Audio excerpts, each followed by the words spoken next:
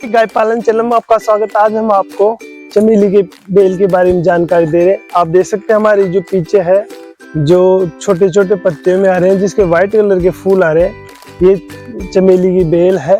और पिछले एक साल पहले हमने लगाई थी, इसमें प्रचुर मात्रा में भी फ्रूटिंग आ रही है।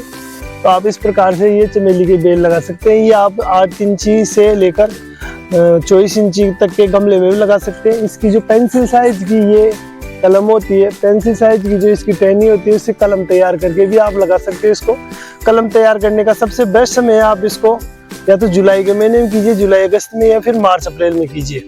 तो इस प्रकार से 15 से 20 दिन में इसमें अंकुरण हो जाएगा और फिर ये बेल के रूप में हो जाएगी। और अगर आप ओपन फील्ड में लगा रहे हो तो आप इसको ओपन फील्ड में अगर कलम चढ़ा के लगा रहे हो तो आप कोई से भी सीजन में लगा सकते हो। दूसरी सबसे बड़ी बात है, इसमें हमेशा इस प्रकार के फूल आते हैं सफेद कलर, आप देख सकते हैं, और इनमें बहुत बढ़िया खुशबू आती है आते हैं और इनमें खुशबू आती है। ये इसका तेल भी बनता है, चमेली का तेल स्पेशल। तो इस प्रकार से इसका व्यवसाय यूज भी, आप इसको किसान हो तो खेत की मेड़ पे भी लगा सकते हो। ये इसके 2 से 3 यूज है। एक तो इंसेक्ट को कंट्रोल करेगी, जितने भी कीटनाशक होते हैं उनको कवर करेगी। दूसरी ये मेड़ का काम भी करेगी।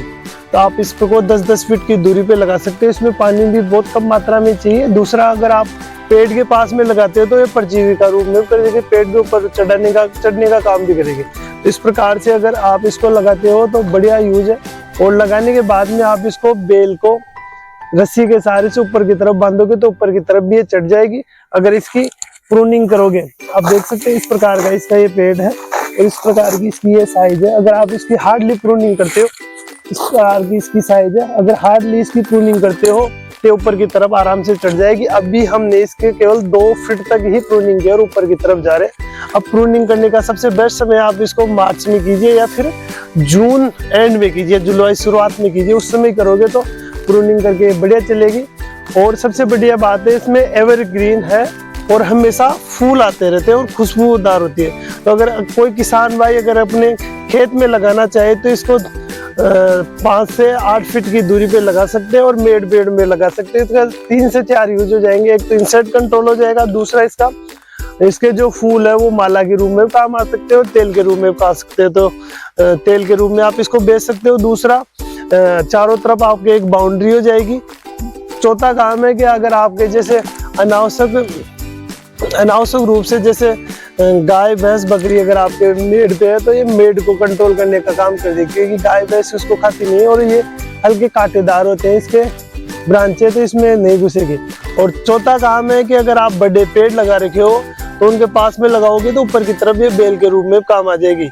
और 5वां सबसे बड़ा बात है कि एवरग्रीन है और छोटे मोटे इंसेक्ट को अपनी तरफ आकर्षित करती है। दूसरी बात है, छठी बात यह है कि अगर किसान लगाते हैं तो इसके जो फूल है उसमें पोलिनेशन के लिए मधुमक्खियां आएगी, और जो पोलिनेशन के लिए जो मधुमक्खियां आएगी उसका आपका सब्जियों का उत्पादन या फ्रूट का उत्पादन बढ़ेगा।